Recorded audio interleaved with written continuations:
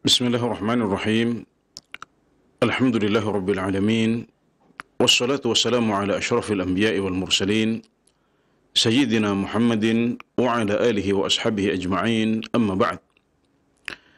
Para pemirsa dan pendengar yang dirahmati Allah subhanahu wa ta'ala, kembali kita panjatkan syukur kita kepada Allah subhanahu wa ta'ala atas taufiknya kepada kita, sehingga pada kesempatan sore hari ini kembali kita diberikan kesempatan olehnya untuk melanjutkan kebaikan yang telah kita mulai bersama, yaitu mendalami agama Allah subhanahu wa ta'ala melalui hadis-hadis pokok dalam agama kita yang dihimpun oleh Imam An-Nawawi rahimahullahu ta'ala dalam karya beliau Al-Arba'un fi Mabadi'il Islam wa Qawa'idil Ahkam. 40 hadis tentang pokok-pokok Islam dan dasar-dasar hukum agama. Dan pada pertemuan yang lalu telah kita kaji bersama hadis nomor 35, yaitu hadis Abu Hurairah tentang perintah untuk membangun persaudaraan di antara sesama muslim, memberikan hak-hak sesama muslim, serta tidak menzalimi mereka, iri kepada mereka, saling membenci, dan seterusnya. Hari ini kita akan berpindah ke hadis nomor 36, yaitu hadis Abu Hurairah radhiyallahu anhu juga. Al-Imam Yahya bin Sharaf An-Nawawi rahimahullahu ta'ala mengatakan, An Abi Hurairah radhiyallahu anhu an Rasulullah sallallahu alaihi wasallam qala من نفس عن مؤمن كربة من كرب الدنيا نفس الله عنه كربة من كرب يوم القيامة ومن يسر على معسر يسر الله عليه في الدنيا والآخرة ومن ستر مسلما ستره الله في الدنيا والآخرة والله في عون العبد ما كان العبد في عون أخيه ومن سلك طريقا يلتمس فيه علما سهل الله له به طريقا إلى الجنة وما استمع قوم في بيت من بيوت الله يتلون كتاب الله ويتدارسونه بينهم إلا نزلت عليهم السكينة وغشيتهم الرحمة وحفتهم الملائكة وذكرهم الله في من عنده رواه مسلم. ومن بطأ به عمله لم يسرع به نسبه rawahu Muslim. Yang artinya diriwayatkan dari Abu Hurairah radhiyallahu anhu dari Rasulullah sallallahu alaihi wasallam bahwasanya beliau bersabda, barang siapa yang meringankan kesulitan besar seorang muslim di dunia, maka Allah akan meringankan kesulitan besarnya pada hari kiamat. Dan barang siapa yang memudahkan orang yang kesulitan, maka Allah subhanahu wa ta'ala akan memudahkan untuknya kesulitan pada hari kiamat. Barang siapa yang memudahkan orang yang sedang kesulitan, maka Allah akan memudahkan urusannya di dunia dan di akhirat. Barang siapa yang menutup aib seorang muslim, maka Allah subhanahu wa ta'ala akan menutup aibnya di dunia dan di akhirat. Dan Allah subhanahu wa ta'ala menolong seorang hamba selagi hamba tersebut menolong saudaranya. Barang siapa yang menempuh jalan untuk menuntut ilmu, maka Allah akan mudahkan baginya jalan menuju surga. Dan tidaklah suatu kaum berkumpul di satu rumah di antara rumah-rumah Allah, yaitu di salah satu masjid dari masjid-masjidnya. Mereka membaca Al-Quran di situ, saling mudzakarah di antara mereka tentang ayat-ayat itu, kecuali akan turun kepada mereka ketenangan. Rahmat akan memenuhi majlis mereka. Para malaikat akan mengiringi mereka. Dan Allah subhanahu wa ta'ala akan memuji mereka di depan malaikat yang ada di sekitarnya. Allah Subhanahu wa taala akan memuji mereka di antara para malaikat yang ada di sisinya. Dan barang siapa yang karena amalannya berada di belakang, maka dia tidak bisa maju ke depan karena nasabnya. Barang siapa yang tertinggal karena amalannya, maka dia tidak bisa mengejar dengan nasabnya. Hadis riwayat Muslim.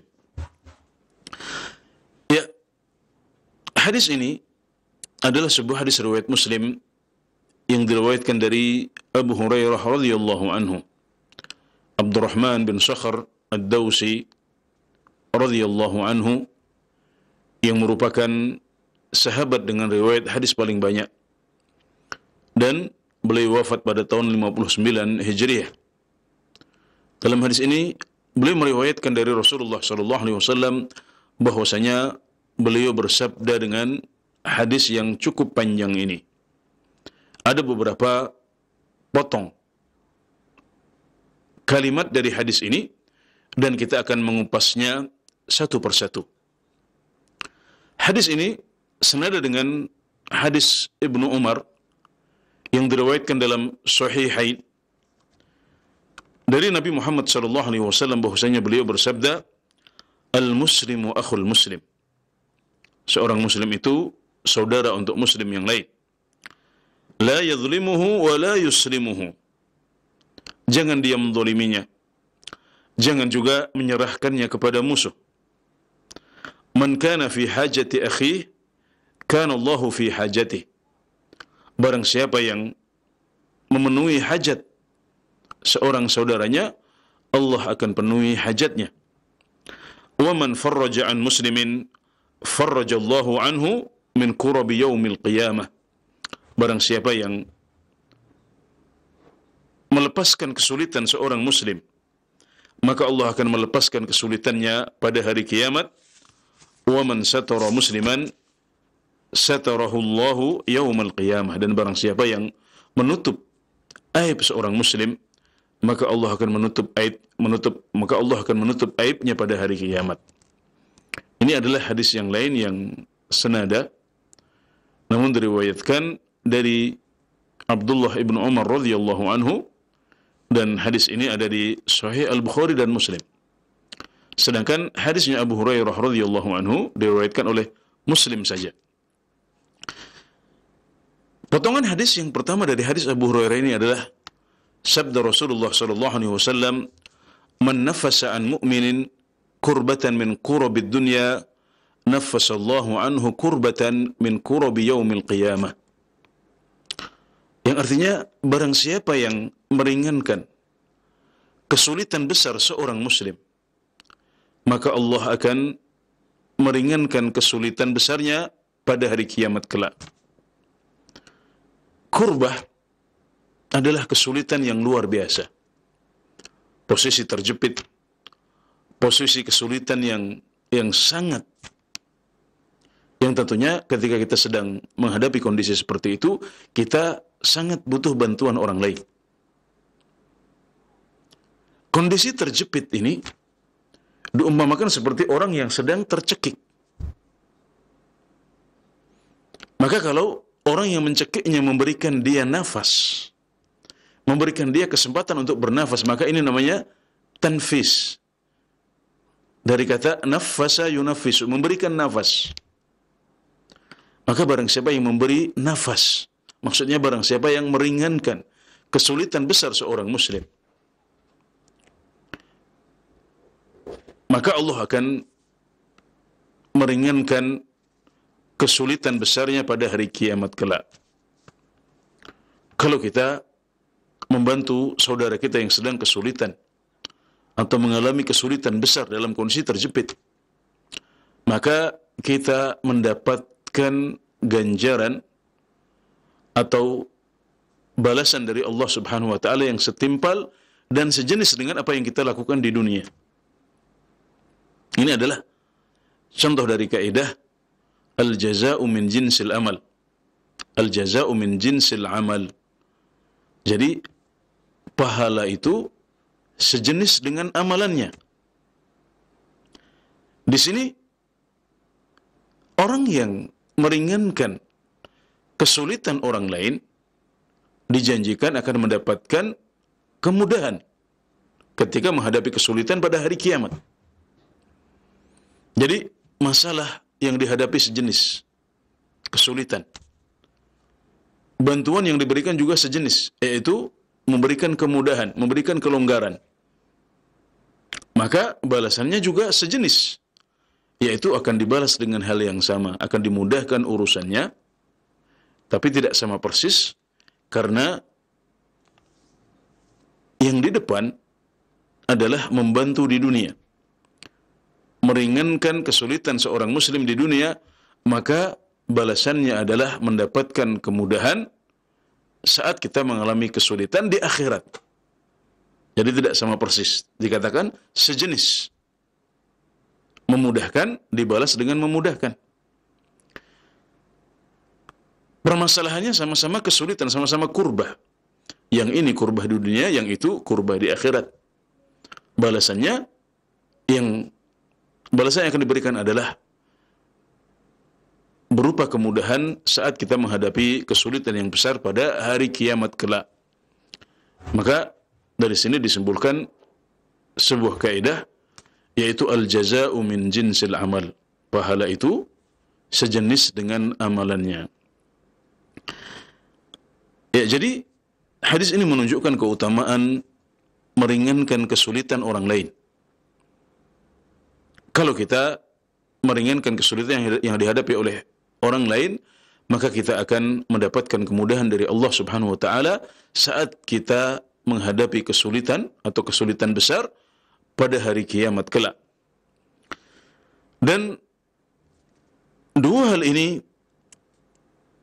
diharapkan terjadi saat orang menghadapi kesulitan, maka kita dituntut untuk membantunya dengan satu dari dua hal. Yang pertama yaitu dengan meringankan kesulitan itu. Yang kedua dengan menghilangkan sama sekali semua kesulitan itu. Kalau kita bisa menghilangkannya, bisa mengangkat kesulitan itu dengan paripurna, maka itu yang terbaik. Tapi kalau tidak bisa, maka kita berusaha untuk meringankan kesulitan orang tersebut.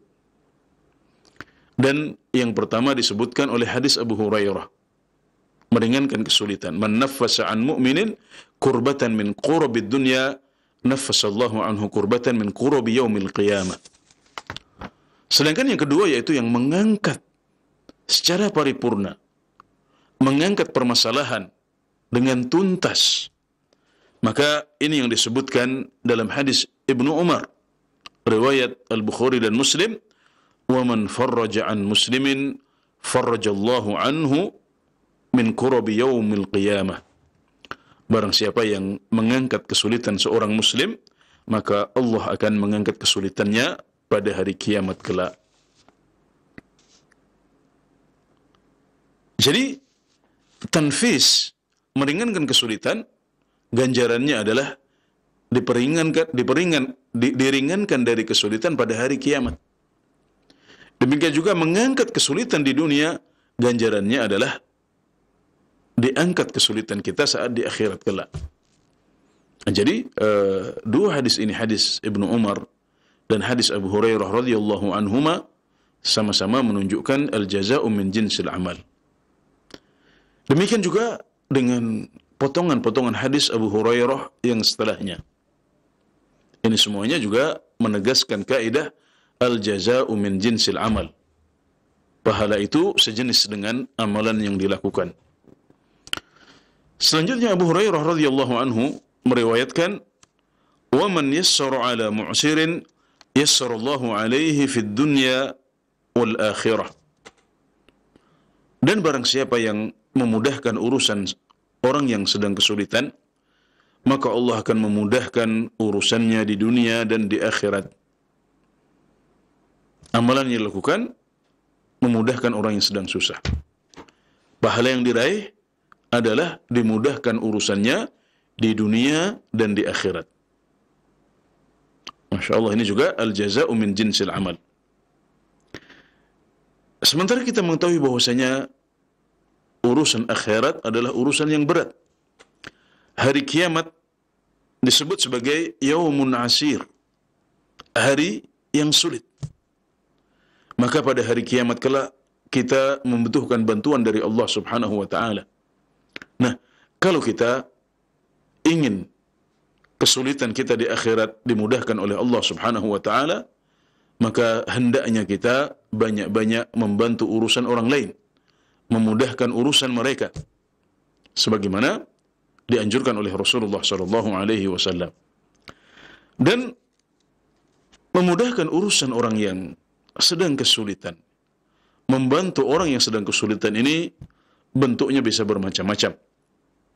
Salah satu contohnya adalah dengan memberikan tempo yang lebih panjang bagi mereka untuk membayar utang yang kita berikan. Sebagaimana firman Allah Subhanahu wa taala, "Wa in kana dzu usratin fanadhiratun ila maisarah." Dan jika si peminjam uang adalah orang yang memiliki kesulitan, maka hendaklah si pemberi pinjaman memberikan tempo, memberikan tambahan tempo sampai si peminjam bisa untuk membayar utangnya, sampai si peminjam lepas dari kesulitannya. Masya Allah, ini tentunya adalah sebuah akhlak yang agung. Memberikan pinjaman, kemudian saat saudara kita kesulitan untuk membayar pada tempo yang sudah disepakati, maka kita memberikan tambahan tempo, tanpa kita membebaninya dengan bunga, tanpa kita membebaninya dengan tambahan nilai. Ini adalah sebuah akhlak yang luar biasa. Bisa juga dengan memaafkannya, yaitu dengan menggugurkan tanggungan dia, baik sebagian atau seluruhnya.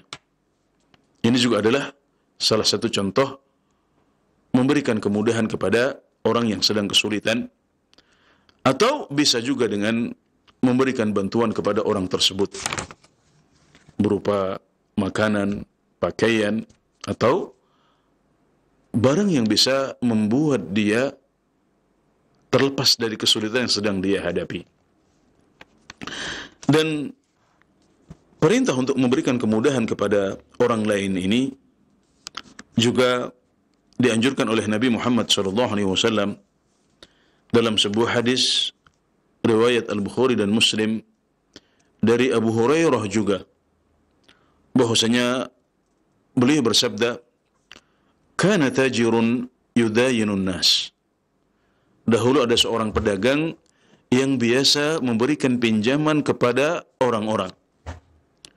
Fa idza ra'a mu'siran qala li sibyanihi tajawazu anhu.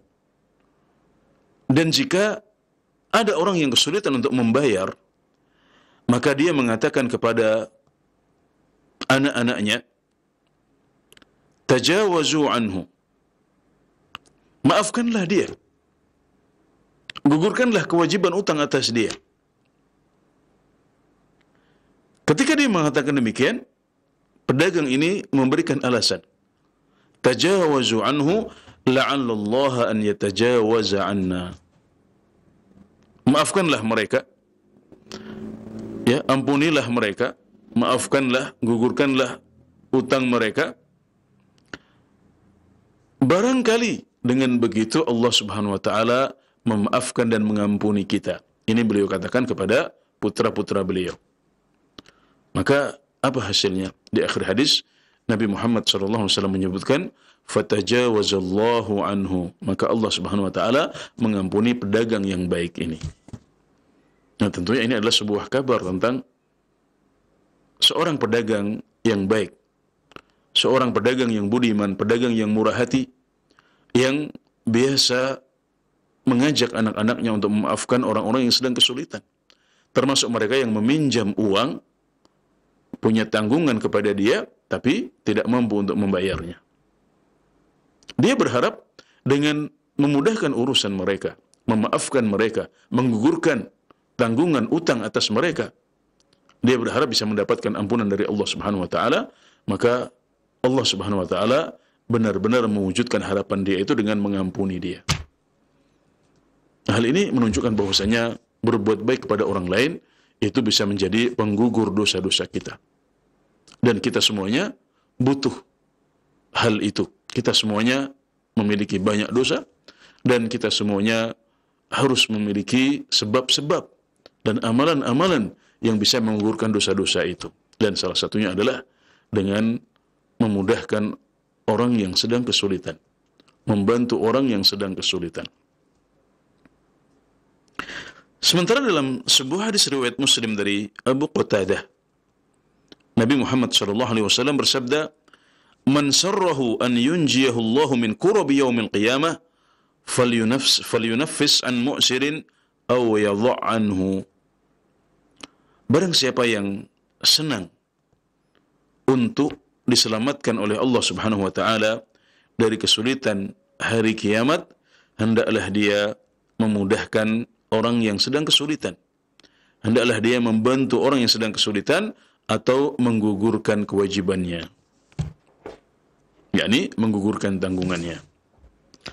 Ya, ini juga menegaskan kaidah al-jaza'u min jinsil amal, karena amalannya adalah membantu orang yang sedang kesulitan di dunia, maka pahalanya atau ganjarannya adalah Allah Subhanahu wa taala memudahkan urusannya di dunia dan di akhirat.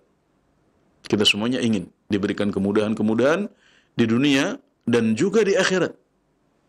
Maka jika kita ingin demikian, hendaklah kita bersemangat dan rajin-rajin untuk membantu orang lain yang sedang kesulitan. Kemudian potongan hadis yang ketiga adalah sabda Rasulullah sallallahu alaihi wasallam, "Wa man satara musliman satarahu Allahu fid dunya wal akhirah." Barang siapa yang menutup aib seorang muslim, maka Allah akan menutup aibnya di dunia dan di akhirat.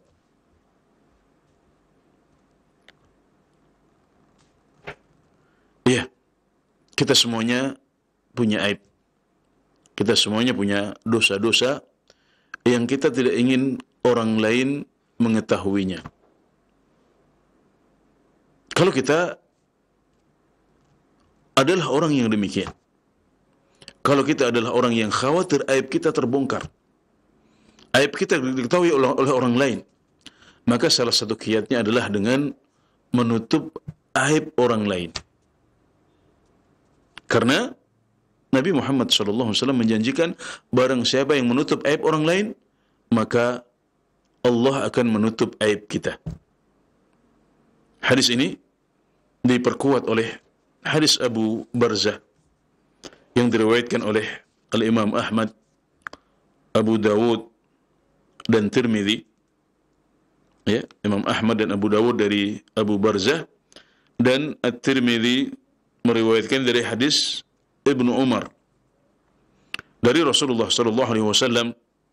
Beliau bersabda, "Ya ma'syara man amana bi lisanihi wa lam yadkhul al-iman fi qalbihi."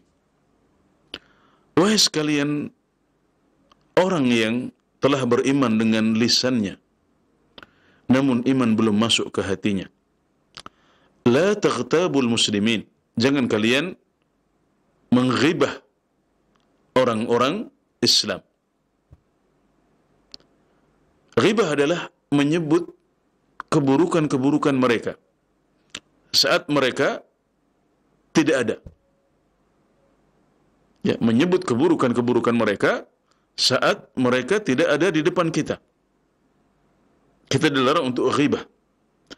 Wala tattabi'u awratihim, dan jangan kalian kejar kesalahan-kesalahan mereka. Ya, jangan kalian cari-cari kesalahan-kesalahan mereka. Fa innahu man tatabba'a awratihim tatabba'a Allahu awratahu. Karena barang siapa yang mencari-cari kesalahan mereka, orang-orang Islam, maka Allah akan mencari-cari kesalahan-kesalahannya. Wa man tatabba'a Allahu awratahu yafdhahu fi baitihi, dan barang siapa yang Allah cari-cari kesalahannya, maka Allah akan bongkar kesalahan-kesalahan itu di rumahnya sendiri. Nah, ini adalah sebuah ancaman yang menakutkan bagi mereka yang suka membongkar aib orang lain dan mencari-cari kesalahan mereka. Kalau kita melakukan hal itu, maka Allah yang akan membongkar aib dan kesalahan kita. Sebaliknya, kalau kita menutup aib orang lain, maka Allah yang akan mengamankan aib-aib kita dan menutupnya dari orang lain, baik di dunia maupun di akhirat. Dan Ibn Rajab Al-Hambali rahimahullahu ta'ala meriwayatkan dari sebagian ulama salaf bahwasanya mereka mengatakan, kami telah mendapati orang-orang yang tidak memiliki aib, tapi mereka suka menyebar aib orang lain. Maka kemudian setelah itu orang-orang jadi tahu aib mereka. Kemudian setelah itu orang-orang jadi menyebutkan aib-aib mereka. Pada awalnya mereka adalah orang-orang yang utama, yang nyaris tidak punya aib. Tapi karena mereka suka membicarakan aib orang lain, membongkarnya di depan orang lain, maka akhirnya mereka memiliki aib-aib yang disebut-sebut oleh orang lain juga. Sebaliknya, kami mendapati orang-orang yang punya banyak aib, tapi mereka diam dan tidak mau membongkar aib orang lain. Maka apa yang terjadi? Fanusiyat uyubuhum. Aib mereka dilupakan oleh manusia. Jadi orang-orang menjadi lupa aib mereka. Mereka punya aib, tapi aib mereka tidak terbongkar. Orang-orang menjadi lupa dengan aib tersebut. Kenapa? Karena mereka tidak mudah-mudah membuka aib orang lain. Mereka bahkan tidak mau untuk membongkar aib orang lain, menutupnya, menyembunyikannya. Ini adalah salah satu contoh pengamalan dari potongan hadis yang ketiga, wa man satara musliman satarahu Allahu fid dunya wal akhirah. Barang siapa yang menutup aib seorang muslim, maka Allah akan menutup aibnya di dunia dan di akhirat. Perhatikan, tidak hanya di akhirat, tapi di dunia juga. Potongan hadis yang keempat, Wallahu fi auni al-abdi ma kana al-abdu fi auni akhi. Dan Allah Subhanahu wa taala akan menolong seorang hamba selagi dia menolong hamba yang lain. Ini hadis Abu Hurairah dalam Sahih Muslim. Senada dengan hadis Ibnu Umar dalam Sahih Al-Bukhari dan Muslim, yaitu wa man kana fi hajati akhihi kana Allahu fi hajatihi. Barang siapa yang memenuhi hajat seorang muslim, maka Allah akan memenuhi hajatnya. Sekali lagi, ini menegaskan al-jaza'u min jinsil amal. Pahala itu sejenis dengan amalan yang dilakukan. Amalannya adalah membantu orang lain, maka balasannya adalah dibantu oleh Allah Subhanahu wa ta'ala. Amalannya adalah memenuhi hajat orang lain, maka pahalanya adalah dipenuhi hajatnya oleh Allah Subhanahu wa ta'ala. Maka kita meyakini orang yang berbuat baik akan mendapatkan kebaikan, yang berbuat buruk akan mendapatkan keburukan. Ini adalah sesuatu yang juga ditegaskan oleh agama kita. Dan karena dorongan ini, maka kita mendengar dari umat Islam, orang-orang sebelum kita yang sudah memeluk agama Islam ini sebelum kita, mereka adalah orang-orang yang sangat gemar membantu orang lain. Abu Bakar Siddiq radhiyallahu anhu, beliau terbiasa untuk membantu orang-orang untuk memerah kambing mereka. Jadi masyarakat Arab ini memiliki tradisi bahwasanya para wanita itu tidak terbiasa memerah kambing. Yang memerah kambing adalah kaum pria. Nah, ketika ada sebagian orang yang ditinggal oleh suaminya, ketika ada sebagian wanita, sebagian istri yang ditinggalkan oleh suami mereka, maka mereka membutuhkan orang lain untuk membantu memerah kambing. Nah, ini adalah sebuah amalan yang biasa dilakukan oleh Abu Bakar As-Siddiq radhiyallahu anhu sebelum beliau menjadi khalifah. Maka ketika akhirnya beliau dipilih menjadi orang nomor satu umat Islam, menjadi khalifah pengganti Rasulullah sallallahu alaihi wasallam, maka para wanita ini menjadi bersedih. Apakah Abu Bakar As-Siddiq akan meninggalkan tradisinya, akan meninggalkan kebiasaan baiknya, membantu para wanita yang sedang ditinggalkan safar oleh para suami mereka? Maka Abu Bakar As-Siddiq mengatakan, tidak, aku akan terus bertahan. Aku berharap bahwasanya khilafah ini, bahwasanya kepemimpinan ini, menjadi orang nomor satu umat Islam ini, tidak akan mengubah apapun yang pernah saya amalkan sebelumnya. Beliau berusaha. Meskipun beliau sudah menjadi seorang khalifah, maka amal baik yang selama ini telah beliau lakukan berupa membantu memerah kambing untuk para wanita yang ditinggalkan oleh suami mereka, ini terus beliau pertahankan. Umar bin Khattab radhiyallahu anhu terbiasa juga membantu para janda tua. Ya, Talhah bin Ubaidillah radhiyallahu anhu melihat suatu ketika Ibnu Umar masuk ke rumah seorang janda di malam hari. Esok siang harinya, Talhah juga masuk ke rumah itu untuk melihat siapa yang ada di rumah itu. Maka ternyata beliau mendapati di rumah itu ada seorang janda yang sudah tua dan buta plus lumpuh. Maka Talhah bin Ubaidillah bertanya kepada wanita tersebut, apa yang dilakukan oleh si fulan, yakni Umar bin Khattab, pria ini apa yang dilakukan kepadamu? Maka wanita tua ini menyebutkan bahwasanya sejak beberapa waktu yang cukup panjang, sejak beberapa waktu yang cukup lama, Umar bin Khattab selalu datang ke rumah itu untuk membantu memenuhi hajat wanita ini yang sudah tinggal sendiri di rumah dalam keadaan buta, lumpuh. Maka semua yang dibutuhkan oleh wanita ini dipenuhi oleh Umar bin Khattab radhiyallahu anhu secara diam-diam. Ya, demikian juga Abu Wa'il Syaqiq bin Salamah, seorang seorang tabi'i, juga disebutkan terbiasa untuk belanja, ya, untuk para wanita dan orang-orang tua yang ada di tempat beliau tinggal. Demikian juga Abdullah ibn Umar radhiyallahu anhu terbiasa untuk berkhidmah, ya, melayani orang yang safar bersama beliau. Ini adalah sebuah kebiasaan yang dilakukan oleh Abdullah ibn Umar. Kalau beliau sedang safar dengan suatu rombongan, maka beliau yang berinisiatif untuk menjadi pelayan di rombongan itu. Beliau melayani teman-teman beliau agar mereka safar secara nyaman. Dan bahkan sebagian salaf kita, ya, sebagian salafus saleh itu mensyaratkan kepada teman seperjalanan dengan mengatakan, aku mau safar denganmu tapi dengan syarat aku yang menjadi pelayanmu.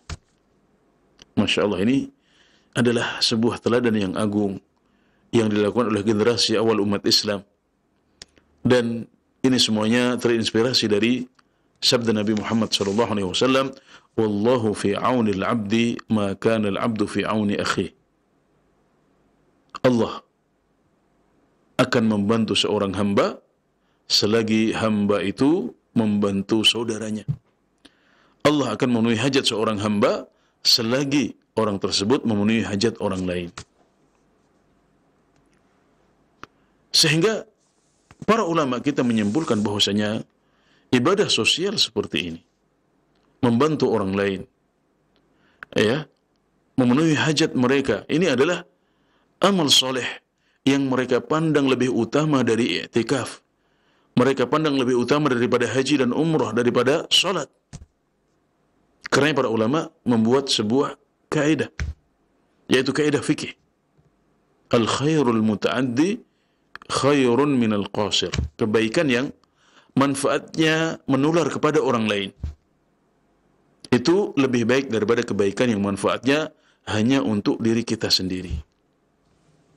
Dan ini dipraktekkan oleh Al-Hasan Al-Basri rahimahullahu taala, di mana suatu ketika beliau mengutus beberapa sahabat beliau untuk memenuhi hajat orang yang sedang membutuhkan. Beliau mengatakan kepada teman-teman beliau ini, lewatlah rumahnya Thabit Al-Bunani. Ajak dia untuk kerja bakti. Ajak dia untuk bersama-sama memenuhi hajat orang-orang yang sedang butuh.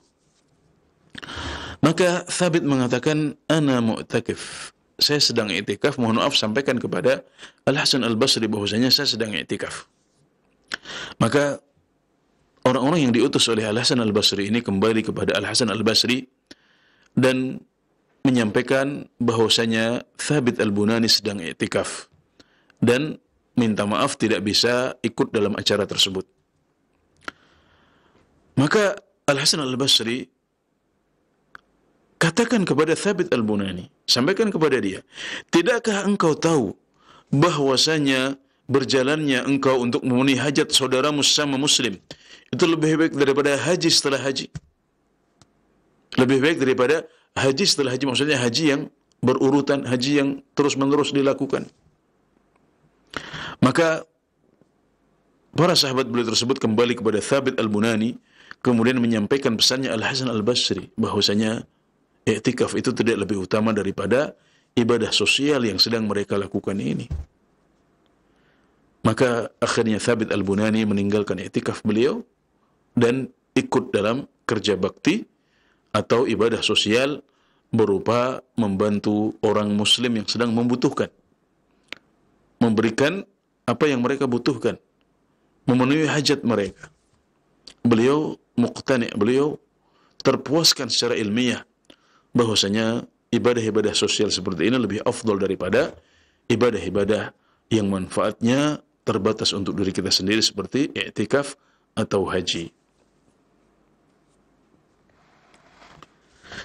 Kemudian potongan hadis yang kelima adalah sabda Rasulullah sallallahu alaihi wasallam, "Wa man salaka tariqan yaltamisu fihi ilman, sahhalallahu lahu bihi tariqan ilal jannah." Barang siapa yang menempuh jalan untuk menuntut ilmu, maka Allah akan mudahkan baginya jalan menuju surga. Menempuh jalan untuk menuntut ilmu itu bisa berarti benar-benar jalan ya, dengan kaki atau dengan sepeda, dengan motor, dengan mobil, dengan kereta, dengan pesawat. Ini adalah menempuh jalan yang hissi, menempuh jalan yang sifatnya bisa diindra. Ya, menempuh jalan dalam arti fisik, menempuh jalan untuk menuntut ilmu. Ini juga masuk dalam keumuman hadis ini. Jadi barang siapa yang menempuh jalan untuk menuntut ilmu, baik dengan berjalan langsung dengan kaki, mengendarai unta atau keledai atau kuda, atau di zaman kita mengendarai sepeda, motor, mobil, kereta, pesawat, kapal, maka Allah Subhanahu wa taala akan mudahkan baginya jalan menuju surga. Kita semuanya ingin surga. Maka dengan menempuh jalan menuntut ilmu, maka kita akan dapatkan itu insyaallah. Akan dapatkan kemudahan untuk menempuh jalan ke surga. Kemudian yang kedua, ini juga mencakup jalan menuntut ilmu yang bersifat maknawi, spiritual. Misalnya membaca, menulis, ya, mendengarkan kajian, merekam, ya, menghafal, murajaah, ya, mereview, ya, saling bertanya, saling ngetes permasalahan yang sudah dipelajari bersama. Ini juga termasuk sulukut thariq, termasuk menempuh jalan menuntut ilmu.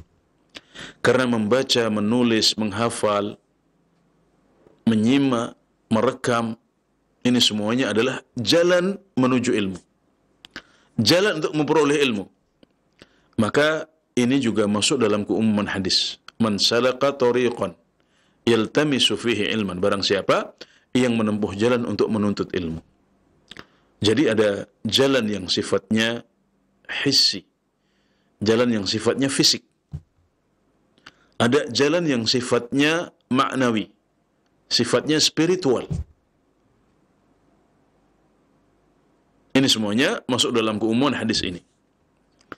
Nah, sahalallahu lahu bihi tariqan ilal jannah. Allah akan memudahkan baginya jalan menuju surga. Nah, ini juga bisa memiliki tiga arti. Yang pertama, benar-benar Allah mudahkan jalan menuju surga, itu jalan fisik, berupa sirat, jalan menuju surga, jembatan yang dibentangkan saat kita akan melewati, saat kita akan masuk surga. Kita akan mudahkan jalan di atas sirat. Allah Subhanahu wa taala akan mudahkan kita menghadapi ahwalu yaumil qiyamah, akan menghadapi tahapan-tahapan sebelum masuk surga. Itu semua akan dimudahkan oleh Allah Subhanahu wa taala kalau kita menempuh jalan untuk menuntut ilmu. Atau banyak menempuh jalan untuk menuntut ilmu sepanjang hayat kita di dunia.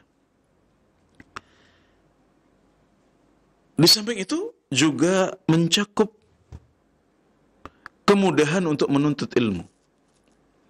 Jadi barang siapa yang menempuh jalan untuk menuntut ilmu, maka Allah akan mudahkan baginya jalan menuju surga. Maksudnya adalah Allah akan memudahkan baginya meraih ilmu. Barang siapa yang menempuh suatu jalan untuk menuntut ilmu, maka Allah akan mudahkan baginya jalan ilmu. Akan memudahkan dia untuk bisa mendapatkan ilmu yang dia cari.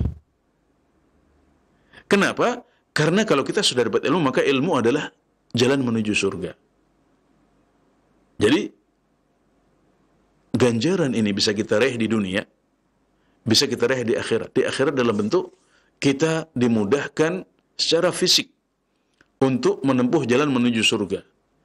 Melalui sirat, melalui mizan, ya, timbangan amalan kebaikan, melalui tahapan-tahapan sebelum kita menapaki surga. Kebaikannya atau janji balasan dari Allah Subhanahu wa taala juga bisa kita raih saat kita masih di dunia. Yaitu dengan dimudahkan untuk meraih ilmu. Karena ilmu adalah jalan menuju surga. Jadi dengan Allah memudahkan untuk kita meraih ilmu, maka berarti Allah sudah memudahkan untuk kita jalan menuju surga. Karena ilmu adalah jalan menuju surga. Juga makna yang ketiga adalah Allah memudahkan untuk kita untuk mengamalkan ilmu itu. Jadi arti hadisnya, barang siapa yang menempuh jalan untuk menuntut ilmu, maka Allah akan mudahkan baginya jalan, maka Allah akan memudahkan baginya pengamalan ilmu itu. Karena ilmu yang bermanfaat, ilmu yang akan menyelamatkan kita adalah ilmu yang kita amalkan. Maka Allah menjanjikan barang siapa yang menempuh jalan untuk menuntut ilmu, maka Allah akan mudahkan baginya mengamalkan ilmu. Sehingga dengan begitu, dia akan masuk ke surga dengan mudah. Jadi, tiga makna ini semuanya tercakup oleh sabda Rasulullah SAW, sahalallahu lahu bihi tariqan ilal jannah. Allah akan memudahkan baginya jalan menuju surga. Yang pertama, jalan fisik, yaitu dimudahkan saat melewati sirat, dimudahkan saat melewati mizan atau timbangan amalan kebaikan, juga tahapan-tahapan lain sebelum kita menapaki surga. Makna yang kedua, Allah akan memudahkan bagi kita meraih ilmu.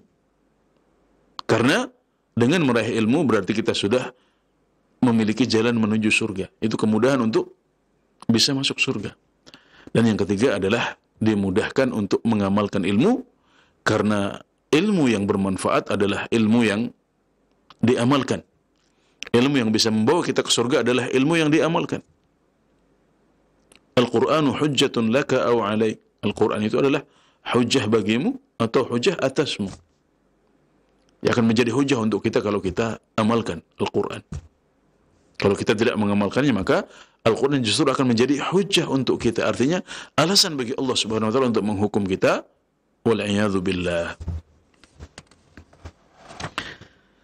Ya, kemudian potongan hadis yang keenam adalah sabda Rasulullah sallallahu alaihi wasallam, "Wa ma jalasa qaumun fi baitin min buyutillah yatluna kitabullah wa yatadarasunahu bainahum illa nazalat alaihimus sakinah wa ghashiyatuhumur rahmah wa hafathumul malaikah wa dzakarahumullahu fi man 'indah." Ya, dalam hadis ini Rasulullah sallallahu alaihi wasallam menjelaskan keutamaan bermajlis di masjid, berkumpul di masjid, bermajlis dalam rangka membaca Al-Quran dan memahaminya, belajar Al-Quran dan tadarus, mempelajari makna kandungan Al-Quran ini. Kemudian hal itu dilakukan di masjid. Rasulullah SAW menyebutkan, tidaklah suatu kaum berkumpul di satu rumah di antara rumah-rumah Allah, maksudnya adalah masjid. Mereka membaca Al-Quran di situ, mempelajarinya di antara mereka, kecuali akan turun kepada mereka 4 hal ini. Kalau mereka berkumpul di masjid, membaca Al-Quran, dan saling mempelajarinya di antara mereka, mereka akan mendapatkan 4 keutamaan. Yang pertama adalah turunnya kedamaian kepada mereka. Kedamaian, ketentraman, sakinah akan turun di majlis itu. Kemudian yang kedua, rahmat Allah Subhanahu wa taala akan memenuhi tempat itu. Para malaikat Allah akan mengiringi mereka. Ini hal ghaib. Ketenangan kita bisa merasakannya. Rahmat Allah kita juga ikut merasakannya. Tapi malaikat yang mengiringi kita di majelis itu, kita tidak bisa lihat. Namun kita mengimani hal ini. Kita harus mengimaninya karena kabar ini sampai kepada kita dari Rasulullah SAW dengan sanad yang sahih. Ini hadis riwayat Muslim. Maka kita mengimani hal itu meskipun ini hal ghaib. Kita tidak bisa melihat para malaikat itu. Tapi kita percaya dan beriman bahwasanya majelis ta'lim yang diselenggarakan di masjid itu diiringi dan diliput oleh para malaikat. Sehingga dengan demikian kita menjadi kelompok orang yang yu'minuna bil ghaib, yang beriman kepada yang ghaib. Yaitu ghaib yang sampai kepada kita dalam Al-Quran maupun dalam hadis yang sahih. Dan keutamaan yang keempat adalah Allah Subhanahu wa taala akan memuji-muji mereka di hadapan para malaikatnya yang berada di sisinya. Ya, ini Masya Allah adalah keutamaan majelis ilmu yang diselenggarakan di masjid. Sedangkan potongan hadis yang ketujuh adalah sabda Rasulullah sallallahu alaihi wasallam, "Wa man batta'a bihi amaluhu lam yusri' bihi nasabuh." Dan barang siapa yang terbelakang, tertinggal karena amalannya, dia tidak bisa terselamatkan oleh nasab atau darah keturunannya. Artinya barang siapa yang karena amalan yang sedikit atau kurang atau salah, akhirnya berada di saf belakang, dia tertinggal oleh yang lain dalam beramal, maka tidak serta-merta dia bisa maju ke depan, dia bisa mengejar, dia bisa mengalahkan yang lain hanya karena dia memiliki nasab atau garis keturunan yang mulia. Tidak bisa seperti itu. Dalam agama kita, semua manusia dipandang sama. Allah Subhanahu wa taala tidak membeda-bedakan berdasarkan nasab dan darah keturunan. Yang ningrat ataupun yang berdarah biasa, tidak ada bedanya, semuanya sama di hadapan Allah Subhanahu wa taala. Yang membedakan di antara mereka adalah takwa mereka, kesucian hati mereka, dan amalan yang mereka lakukan. Maka barang siapa yang karena amalannya sedikit atau kurang atau kalah atau salah, akhirnya diibaratkan mereka sedang berada di suatu shaf, di barisan, maka mereka berada di barisan paling belakang. Tidak serta-merta mereka bisa ke depan, bisa mengalahkan yang lain dalam urusan akhirat, hanya gara-gara mereka memiliki darah biru atau ningrat dari kalangan Quraisy misalnya, atau dari kalangan bangsawan di suatu bangsa misalnya. Tidak bisa. Dan hal ini sudah ditegaskan oleh agama kita melalui firman Allah Subhanahu wa taala, "Fa-idza nufikha fis-sur fala ansaba bainahum yawma idzin wa la yatasaalun." Dan jika sangkakala telah ditiup, maka tidak ada lagi nasab di antara mereka pada hari itu, dan mereka tidak saling bertanya, kamu siapa, nasabmu apa. Tidak ada lagi seperti itu. Yang berbicara hanya taqwa, kesucian hati dan amalan. Patokannya adalah taqwa, yang ditafsirkan oleh Rasulullah SAW dengan dalam bentuk pensucian jiwa, pembersihan hati, dan amal soleh. Juga ditegaskan oleh sebuah hadis riwayat Al-Bukhari dan Muslim dari Abu Hurairah radhiyallahu anhu, bahwasanya ketika turun wahyu kepada Rasulullah sallallahu alaihi wasallam, "Wa anzir 'ashiratakal aqrabin," dan berikanlah peringatan kepada keluarga terdekatmu. Nabi Muhammad sallallahu alaihi wasallam mengumpulkan keluarga besar beliau. Beliau berdiri di atas sebuah gunung di Mekah. Maka beliau mengatakan, wahai sekalian bangsa Quraisy, wahai sekalian kabilah Quraisy, belilah diri kalian dari Allah. Aku tidak bisa memberikan manfaat untuk kalian. Artinya, bebaskanlah diri kalian dari siksa Allah. Bebaskanlah diri kalian dari neraka. Beramalah kalian sendiri. Aku tidak bisa menyelamatkan kalian. Wahai Abbas bin Abdul Muttalib, aku tidak bisa memberikan manfaat untukmu di akhirat.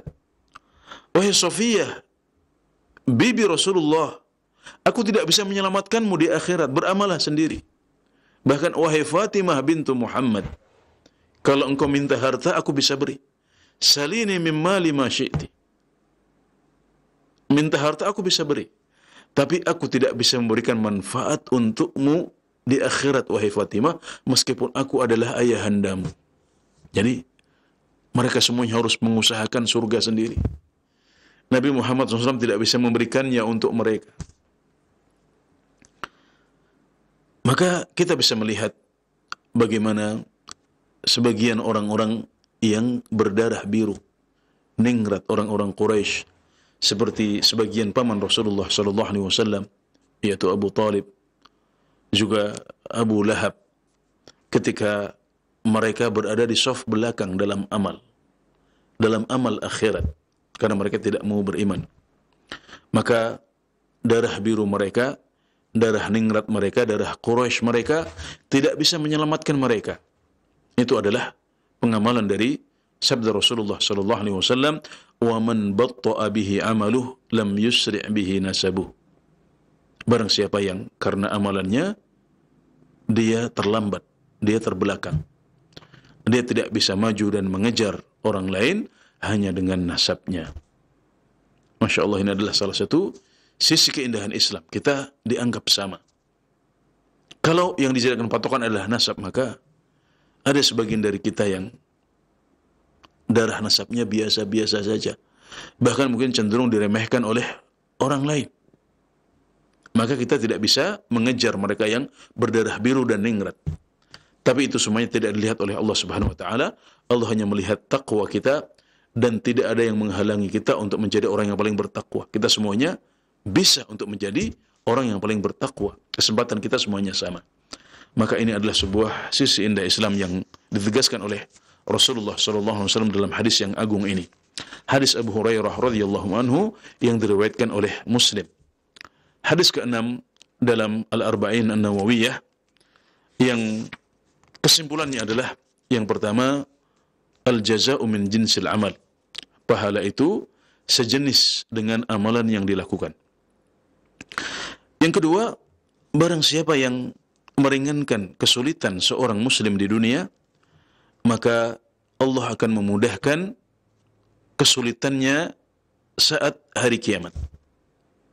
Yang ketiga, barang siapa yang memudahkan urusan seorang muslim, maka Allah akan mudahkan urusannya di dunia dan di akhirat. Kesimpulan yang keempat, barang siapa menutup aib seorang muslim, maka Allah akan menutup aibnya di dunia dan di akhirat. Kesimpulan yang kelima, Allah Subhanahu wa taala akan menolong seorang hamba selagi hamba itu suka untuk menolong orang lain dan memenuhi hajat orang lain. Kesimpulan yang keenam, barang siapa yang menempuh jalan untuk menuntut ilmu, maka Allah Subhanahu wa taala akan memudahkan untuknya jalan menuju surga. Kesimpulan yang ketujuh, keutamaan majlis mudarasatul Quran, majlis tilawatul Quran dan mudarasatul Quran, membaca Al-Quran dan mempelajarinya di masjid, yaitu memiliki 4 keutamaan: turunnya kedamaian atau ketenangan, dipenuhi oleh rahmat Allah Subhanahu wa taala, diiringi oleh para malaikat dan dipuji oleh Allah Subhanahu wa taala di antara para malaikatnya.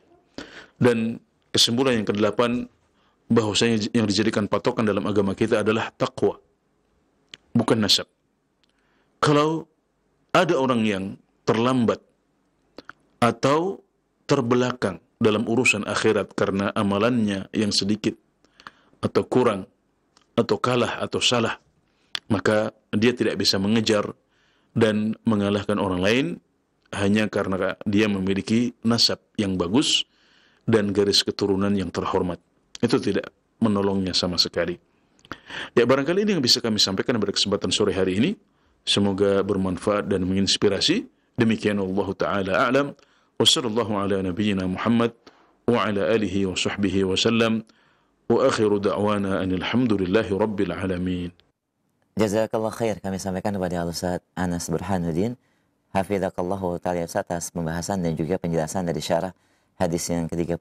Barakallahu fikum. Dan pendengar serta pemirsa Roja, kita berikan kesempatan bagi Anda yang ingin bertanya terkait dengan pembahasan di sore hari ini di line telepon. Baik, halo. Silakan, sudah masuk. Assalamualaikum warahmatullahi wabarakatuh. Waalaikumsalam warahmatullahi wabarakatuh. Dengan siapa Bapak, di mana? Dari Yusuf di Gorontalo. Bapak Yusuf di Gorontalo. Ahlan, silakan Pak. Iya. Iya, Ihsan. Assalamualaikum ya Ustaz. Anda mau bertanya, bagaimana dengan orang yang mengandalkan nasab dalam beribadah? Bahkan ada orang-orang yang melakukan hal-hal yang tidak sesuai syar'i, cuma karena mengikuti keturunan gitu. Dan kemudian Anda mau tanya, apakah keturunan Nabi ada sampai sekarang ini, Ustaz? Baik. Barakallahu fikum. Ahifawas wa jazakallah khairan. Wassalamualaikum warahmatullahi wabarakatuh. Waalaikumsalam warahmatullahi wabarakatuh. Jazakallah khair Pak Yusuf di Gorontalo. Silakan Ustaz. Ya, waalaikumsalam warahmatullahi wabarakatuh. Ya, di antara orang yang memiliki darah keturunan yang mulia adalah anak keturunan Rasulullah sallallahu alaihi wasallam.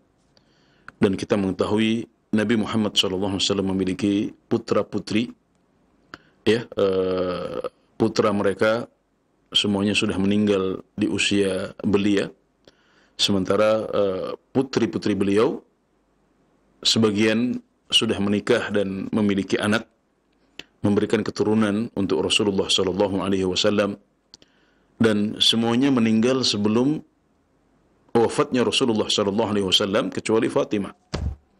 Dan dari Fatimah ini akhirnya lahir beberapa cucu Rasulullah sallallahu alaihi wasallam, dan mereka adalah yang kemudian disebut sebagai bagian dari Ahlul Bait atau Ahlul Bait, ya. Bagian dari keluarga Rasulullah sallallahu alaihi wasallam yang kita diperintahkan untuk mencintai mereka. Di antara amal soleh yang mendekatkan diri kita kepada Allah Subhanahu wa taala adalah mencintai Ahlul Bait, mencintai keluarga Rasulullah sallallahu alaihi wasallam. Namun para keluarga Rasulullah sallallahu alaihi wasallam ini juga adalah manusia biasa. Mereka bagian dari umat Islam yang tidak lepas dari syariat Islam. Artinya hukum Islam berlaku untuk mereka. Kalau mereka berbuat syirik, maka sia-sia amalan mereka. Karenanya Allah berfirman kepada Rasulullah sallallahu alaihi wasallam, "La in asyrakta la yahbatanna 'amaluk." Kalau seandainya engkau wahai Rasulullah berbuat syirik, niscaya amalanmu semua sia-sia. Ini untuk Rasulullah sallallahu alaihi wasallam. Bagaimana dengan anak dan cucu Rasulullah sallallahu alaihi wasallam? Adapun Rasulullah SAW, maka tidak mungkin beliau melakukan hal ini karena beliau maksum. Baik saat beliau sudah menjadi nabi maupun sebelum menjadi nabi. Adapun anak keturunan beliau, maka mereka tidak maksum. Mereka tidak terjaga dari kesalahan. Ya, kalau mereka jatuh dalam kesalahan-kesalahan, maka mereka tidak lepas dari syariat Islam, artinya mereka terkena konsekuensinya. Ketika mereka berbuat syirik, atau berbuat bid'ah, atau berbuat maksiat, maka berlaku syariat Islam untuk mereka. Jika mereka berbuat syirik, maka bisa jadi mereka keluar dari Islam. Ketika mereka misalnya berbuat maksiat, dosa-dosa besar seperti zina misalnya, maka mereka tidak lepas dari hukum Islam. Kita mengetahui dalam syariat Islam, orang yang berzina itu dicambuk 100 kali kalau dia belum menikah. Kalau sudah menikah hukumnya dirajam, maka mereka diserahkan kepada waliul amr, kepada pemimpin umat Islam untuk ditegakkan had atau hukuman yang telah ditentukan oleh Al-Quran untuk mereka. Demikian juga kita sebagai orang-orang yang diperintah untuk mencintai mereka, cinta kita berkurang untuk keturunan Rasulullah SAW yang justru mengkhianati syariat Rasulullah SAW. Cinta kita tidak lagi besar. Cinta kita tidak lagi sepenuh ketika dahulu mereka masih berkomitmen pada tauhid, berkomitmen pada sunnah, berkomitmen pada amal-amal soleh dan sunnah Rasulullah SAW. Itulah mereka yang berhak untuk mendapatkan cinta yang besar dari umat Islam. Adapun mereka yang banyak melanggar, bahkan mungkin menjual dalam tanda petik gelar keturunan Rasulullah SAW, maka mereka tidak akan lepas dari hisab Allah di dunia, karena mereka adalah bagian dari umat Islam yang berlaku kepada mereka syariat yang agung ini. Nah, jadi masing-masing akan menghadapi hisab di hadapan Allah Subhanahu wa Ta'ala. Nah, jadi kita diperintahkan untuk mencintai mereka, menghormati mereka, tapi ada batasnya. Ada aturan-aturan lain yang menjelaskan secara lebih detail dan lebih rinci tentang hak dan kewajiban ini. Ya, jadi anak keturunan Rasulullah SAW sampai hari ini masih ada, dan bangsa Arab, ya, terutama para ahlul bait ini, mereka memiliki silsilah, ya, mereka memiliki silsilah yang jelas, yang mereka catat dengan sangat detail, turun temurun dari masa ke masa, itu terjaga dan itu bisa dilacak. Ya, tanpa memungkiri ada juga sebagian orang yang bukan bagian dari mereka, tapi mereka masuk ke situ. Mereka mengklaim menjadi bagian dari keturunan Rasulullah SAW, padahal tidak. Untuk apa? Untuk bisa mendapatkan keuntungan duniawi. Maka kita juga perlu untuk waspada dengan orang-orang seperti ini, yang benar-benar keturunan Rasulullah SAW saja. Kalau mereka salah, mereka berbuat maksiat, maka mereka tidak lepas dari tanggung jawab di hadapan Allah Subhanahu wa Ta'ala.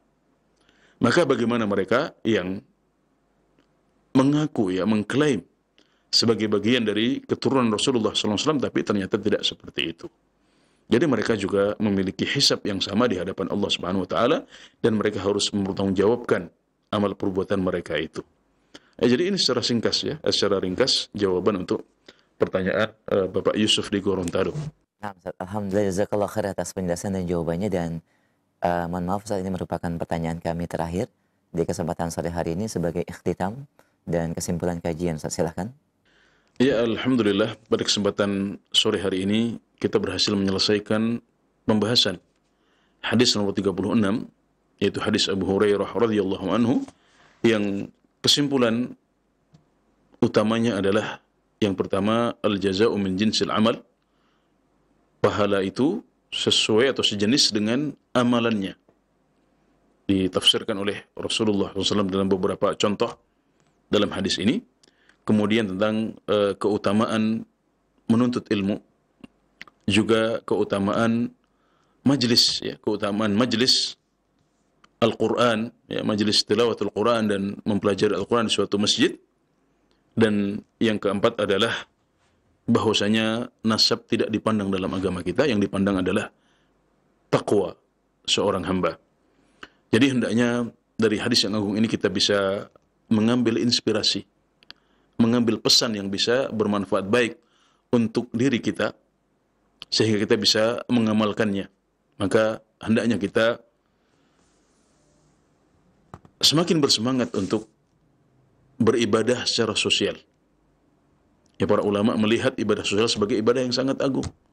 Lebih baik daripada ibadah-ibadah yang sifatnya qasir, yang sifatnya manfaatnya bertahan untuk diri kita saja. Maka barang siapa yang tidak Allah bukakan pintu yang luas dalam ibadah seperti sholat dan puasa, maka hendaknya dia mengejar ketertinggalan dengan ibadah-ibadah sosial, membantu orang lain, membantu para janda, membantu orang-orang yang sedang kesulitan, sebagaimana dianjurkan oleh Rasulullah SAW dalam hadis ini, dan merupakan pesan utama dari hadis yang agung ini. Demikian, semoga bermanfaat.